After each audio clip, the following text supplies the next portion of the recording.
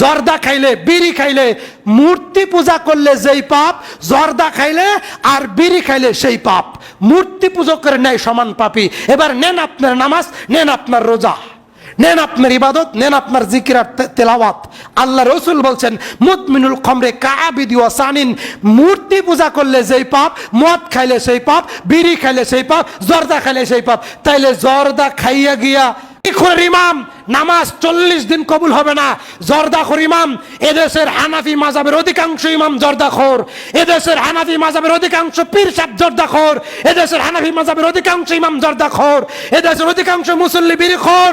আল্লাহ রাসূল বলছেন লা ইয়াদখুলুল জান্নাতা মুদমিনুল খমরে, যারা জর্দা খায়, বিড়ি খায়, এমন ব্যক্তি জান্নাতে যাবে না।